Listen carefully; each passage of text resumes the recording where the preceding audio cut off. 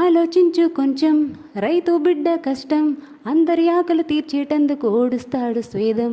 వాడలోని మలినం శుభ్రం చేసేవారు, 4 రోజులు రాకపోతే కుళ్ళిపోదా ఊరు. మాసన జుట్టు పనే పట్టేవాడంటూ లేకుంటే తగ్గుతుందా తల బరువు.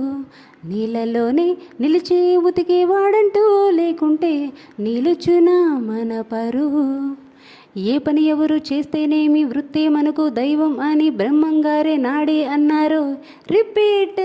శక్తులన్నీ వచ్చి చేరుకుంటే ఓ